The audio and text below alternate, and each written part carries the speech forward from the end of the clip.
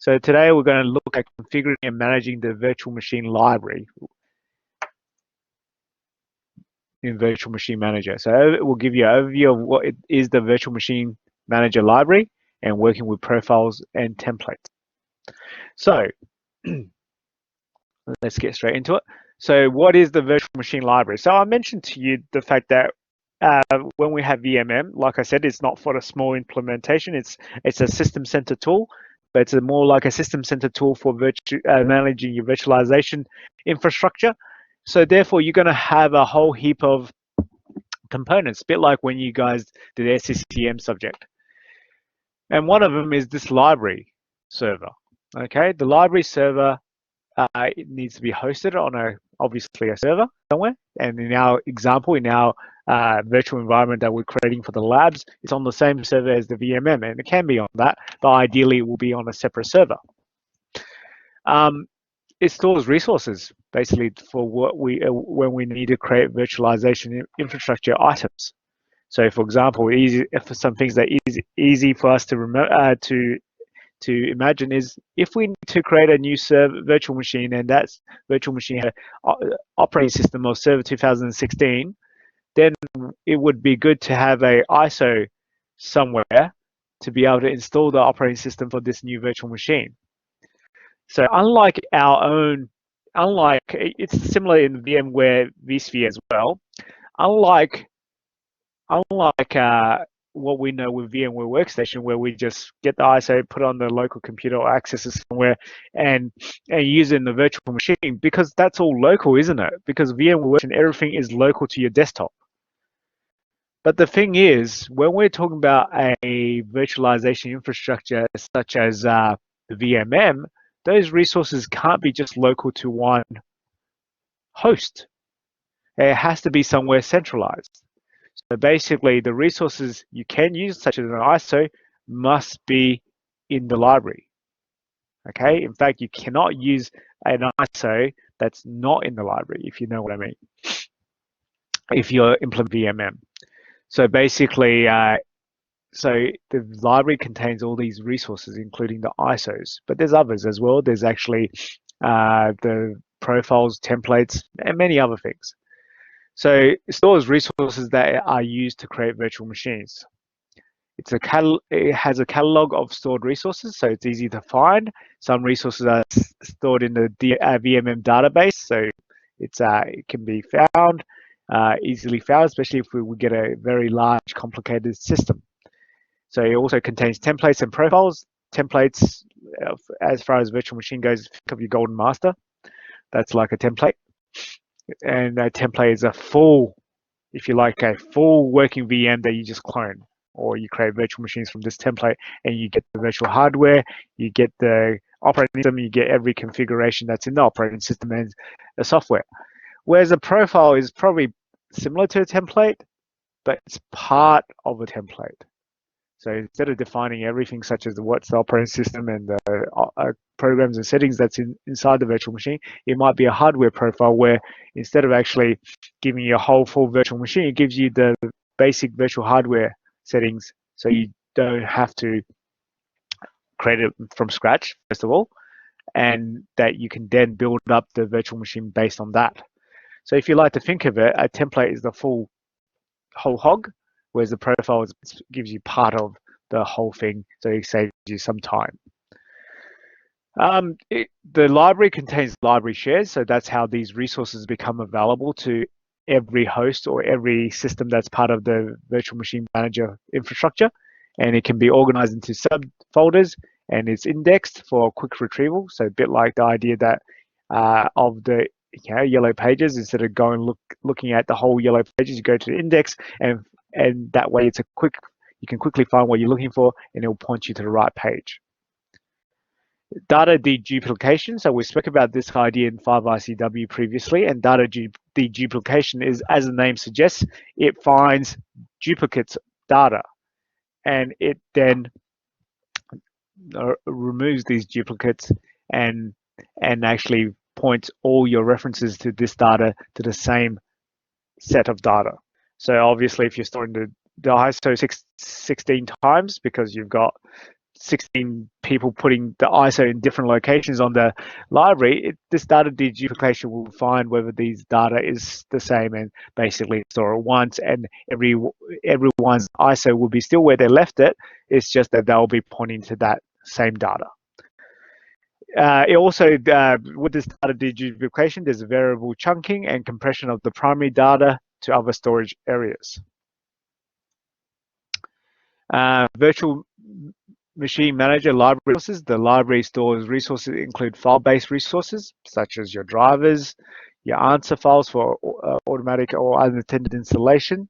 Let's say you've got a answer file for a Hyper-V deployment, automated deployment. You could store it there. And if you have a Hyper-V host computer that fails, you just wipe it, deploy the Hyper-V again from these files, and you'll get a new Hyper-V on that hardware very quickly and automatically.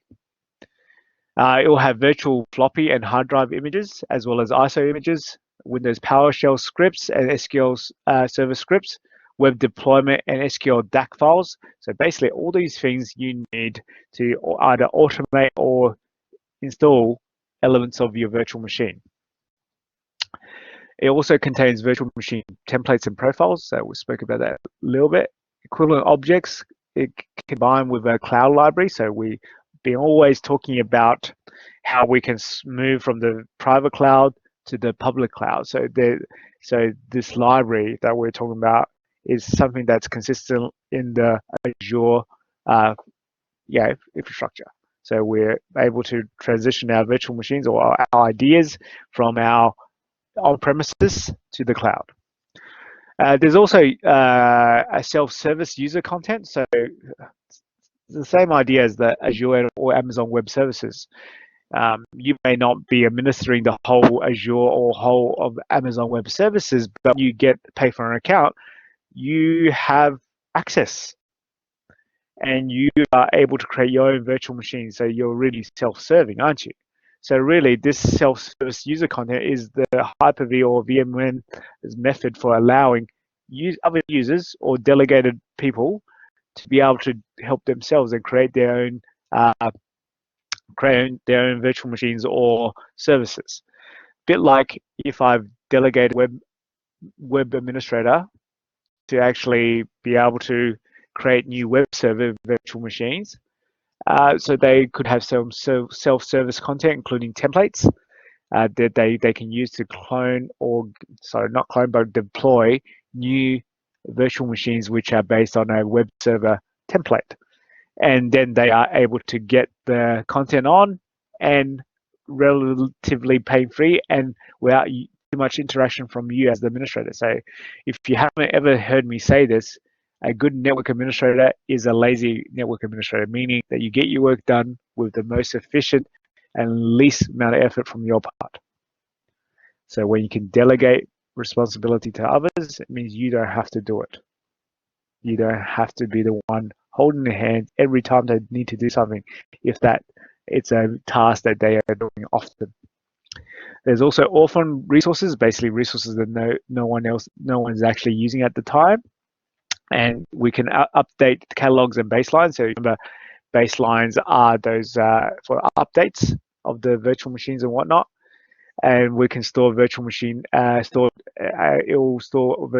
have stored virtual machines and services as well. So library servers and host group association. So remember, host groups are just a group of Hyper-V hosts. So in this example, we've got 3 host groups. We've got a HQ, headquarter host group, a host group for the South, and a host group for London.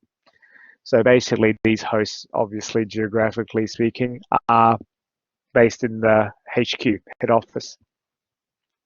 And these are there, so they're put into different host groups, but they could be all part of the same fabric, virtualization fabric.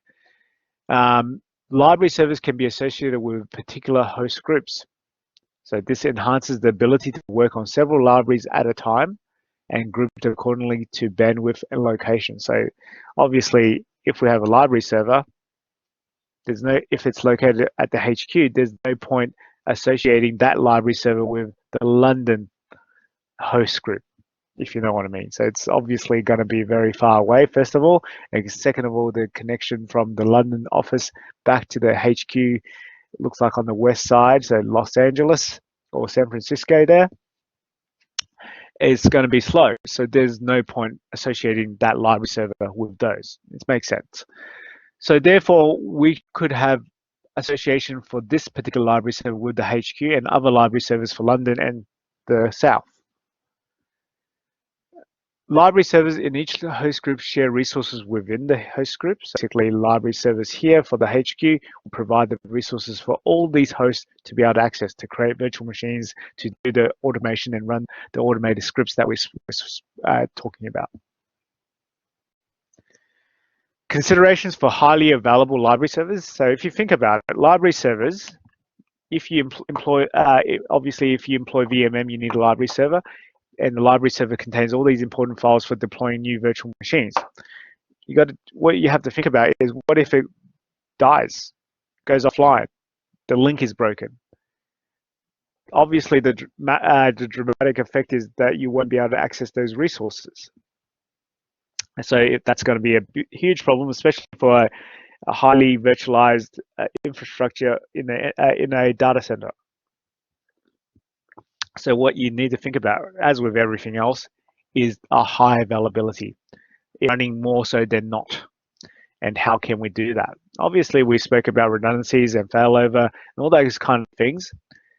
But in this case, VMM management service cannot be on the same cluster as a library server. Sort of makes sense. So if you think about it, VMM doesn't have to be a physical machine. Neither does the library server. They could be virtualized. And if they're virtualized, they can be on the failover clusters that we're talking about before in the virtualization infrastructure. So it's a recommendation that you do not put the VMM and the library server in the same cluster. Obviously, if the cluster fails, it could mean that the library server and VMM both fail in that same cluster. When cluster fails over, library shares goes offline until the cluster comes back up. The SQL server running the VMM database should also be clustered.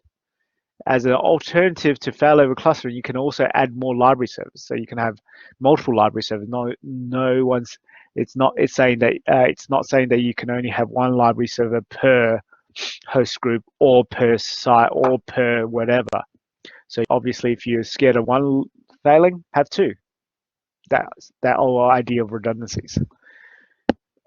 So VMM library servers do not replicate files. So we need to manually copy files using a utility called robocopy or similar utility. But to be honest, what service have we learned about that does replication, guys? So from the crowd, I know I've had all of you guys in the subject. What service have we learned about together that provides replication?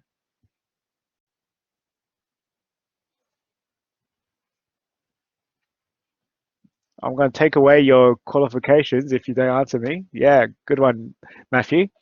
DFS. So there's nothing to say you can't combine library server with DFS so that the DFS is actually replicating the content of the library servers. This robocopy, if you never heard of it, it's actually a basic command line utility that does similar to what DFS does. Is a vector. It's not a script, but it's a utility. It basically copies vector. Sorry, it's a delta vector copy. What does that mean? So if you've never heard of the term delta means changes, vector means direction. So delta vector copies means that it detects changes between the two copies, and obviously it will know where the changes happen, and it will copy those changes from where it changed to where another one where it needs to go. So that's a direction. Okay, working with profiles and templates. So what is a hardware profile? So the whole thing is the same idea same idea. It's basically saving you time, so you don't have to do the same thing over and over again, especially if you have a highly virtualized situation where you're creating new VMs and all the time, or spinning up services all the time. So it's the same idea of templates or profiles, but the hardware profile is basically a cut down version of a template, meaning that it's not the whole virtual machine. It's not the whole virtual machine. It's only the hardware portion of it. You know how you define the virtual hardware? So basically it contains specification for the CPU, the memory, the network and fiber channel adapters, the floppy, the IDs and SCSI disk drives and DVD drives, any COM ports, the memory weight. If you don't know what memory weight is, basically it's talking about the virtual memory, of course, and where memory weighting is, it's actually a priority when more physical RAM is available. So remember when we spoke about physical RAM versus virtual RAM, that physical RAM is fast, virtual RAM is part of the hard drive, so it's slow. And when memory is in contention, as in there's competition for it, and there's not enough, we'll use some virtual memory as a stopgap. But the problem is that slows down your performance. So there's also the virtual NUMA settings, that's non-uniform memory allocation, and the CPU priorities. Similar to the memory weight, it's a priority to the physical CPU, to the clock cycles, especially when the CPU is in contention, where there's multiple virtual machines competing for the CPU time. What's the point of this hardware profile? Well, like any template or like even a Word template or Excel template, it's meant to save you time, first of all. And the second part is that it's meant to give you consistency. So you don't have to remember to do this, do that, do whatever, because this is your standard. If it's in a profile or template, it means if you're using it, then you automatically get the thing that's in your standards, your policies. And it can be part of a VM template, so you can import it into a virtual machine template, so they get the hardware profile, then the rest of it. So if hardware profile defines what virtual hardware, the virtual machines will get by using it, a guest OS profile specifies the operating system, the guest operating system. So it contains specifications for operating system, the identity information, administrator password, product key, time zones, roles, features, domains, workgroups, answer files, and run once. So what does this mean? This doesn't mean you're going to get an operating system that's cloned like what we've been doing. You don't get a cloned virtual machine with operating system already on there. What this is really saying is we're going to use this information to automatically, unattendedly install an operating system into your virtual machine that has all these specifications, if you know what I mean. So this is obviously in the absence of SCCM, because we all know that SCCM does similar, but in the absence of SCCM in the virtual environment with VMM, we can actually create guest OS profiles, which is an unattended automated installation of the guest operating system in the virtual machines. And obviously we can specify what operating systems. It could be this is the guest profile for Windows Server 2016. We have another one for Linux Server. We have another one for other Windows operating systems and so forth. And once it's installed, it will have all those settings you've configured already done. If it's meant to be part of a domain or work group, it will be in that domain or that work group. And if it's meant to have this product key used or set this password or some other information, then that's what it will do. Again, anytime we use a profile or template, it's for consistency and it's also for saving us time. So if you've got this set up correctly, I can deploy 100 servers, 200 servers. It wouldn't make a difference because it's automated. All I have to do is tell it to do it. And by the time it's finished, it's already done with all these settings in there. You don't have to manually go do anything like that. Next thing is AppV. Okay, AppVs. Funny enough, in VMware, vSphere it's called VApp. Okay, but what it is basically a group of virtual machines working together. Okay, and you create a AppV, so application virtualization. So if you want to think about it, we've got in here 3 virtual machines. Let me just give you an example. Think the TAFE SA Learn site. Okay, so we know the elements of the Learn site is that it's got a web page. It's a web front end. But in order to access that Learn, we need to log in. So it needs an authentication source, which is our Active Directory. But it also needs like a database to store your results, store configuration, store our content. And there's a content management server which actually provides a area for storing that content. So the database stores the grades and all that kind of stuff. So if you think of it, that is ideal for, if it's all virtualized, it's ideal to be packaged up in a AppV or VApp. So we could have application A could be the Active Directory servers, B is the database, C is the web server, and they all work together to create this overall application server called Learn. And what's even better is that because we can configure these VMs as a part of our AppV, we can actually create configurations that applies to all these VMs and so forth. So we can actually application package sequence to derive from different sources run on the same virtual machine. We can take snapshots or checkpoints of the AppV and it will checkpoint or snapshot the whole lot.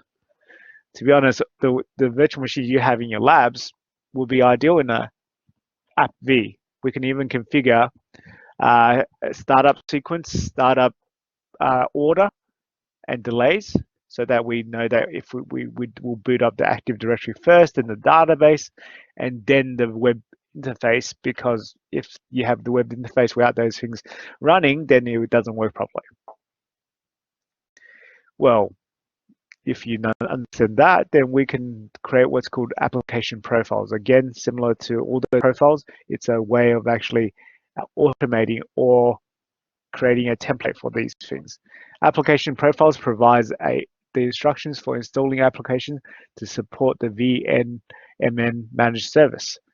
Application profiles support the following application types: SQL Server DAX, Server AppV applications, web applications, and scripts.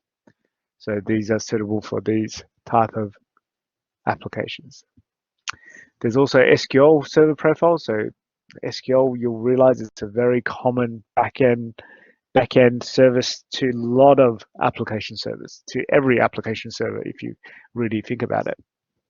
So SQL Server Profile is a building block for deploying an SQL Server instance into a virtual machine. It's just, again, saving you time. The process of installing and configuring an SQL Server instance includes preparing the SQL Server image using sysprep, again, stripping the uniqueness, creating a SQL Server profile, create a VM template, create a service template, and then deploying this service. So you're always going to get a new SQL database virtual machine consistently, and saving you a lot of time in not needing to do a lot of these things manually. And then finally, configuring the virtual machine template. So if all those profiles were elements that gives you certain level of automation at each of the levels, the template is the whole lot. Okay, virtual machine templates provides an efficient way to deploy a new virtual machine service. The virtual machine template provides a means of configuring hardware, operating system, application, SQL specification, and to create a new template. It's a consistent method for self-service users to deploy a new virtual machine. So just think about it. If you have a web server template and your webmasters want to deploy a new web server virtual machine, if you allow them to use this template in their self-service, couldn't they just clone a new web server and be able to have a new web server set up exactly how you want to, with all the service configured exactly according to company standards and policies, and then they're ready to go. And basically, it saves them a whole heap of time and effort. So when you think virtual machine templates, think of your golden master you've been using. Hopefully you're using more than just for the subjects you have with me because I asked for it. Hopefully you realize that it's a convenient way for using it for the 5 pies and other subjects that uses the Server 2016. Who's doing that? Who's actually using the golden master for other subjects? No one, or just I'm just imagining this. Reese is. Question, what were you saying? Sorry. Oh, okay. So Matthew, I was saying that you know how I've introduced you guys to the golden master methodology. Yes. Yeah, and I said that hopefully you guys have realized the advantages of the golden master, which is like a template virtual machine, and that you're not just using it for the subjects that you have me with because I'm asking you to use it, but you're using it. You found it that it's a convenient way of using it for other subjects that requires the Server 2016 as a base operating system. And Yeah, I was no, look like fine. doing that, and I guess according to answers, Reese is doing that, Ayrton's sometimes doing that, Alex is doing that. So that's good because that's the whole idea of these profiles and templates. And Matthew's doing that. Good work. Because once you create these templates, you can reuse it over and over again, and you can create not just golden master template for every server 2016 ever. You could have specific templates for web servers, for file servers, for whatever, because in a highly virtualized infrastructure, infrastructure such as what we're talking about, you're not just going to create 1 VMs or 2 VMs or something like that, especially when you're hosting VMs for your clients. You're using these templates to create that consistency, and it saves you a lot of time. And the best thing about consistency is it's easy to troubleshoot. And we're obviously in the production enterprise level data center, you're not creating link clones because there's no such thing as link clones in server virtualization. They're full clones, but they're all full clones with the same consistent configuration and so forth. Matthew says you use image creation for laptop imaging. Yeah, that's probably on your physical hardware, right? So we're talking about the virtualization. Use a golden master image with certain software applications on it that have installed on all the machines, and then we can then custom for each different environment that we use, and then we can capture VMware and then use System Center, which obviously a lot of people have heard, capture it, and then we just deploy it off, which is fantastic. It saves us a lot of time. Yeah, no, that's right. It's a similar idea with that common starting point. Yeah, definitely. I think we used to use the Norton Ghost, and obviously, if you've done the System Center Configuration Manager, you know that Windows Deployment Services has the imaging tool to be able to create these full images as well. So similar idea. All right, let's get back to our presentation and continue on. I think it's almost there, almost towards the end anyway.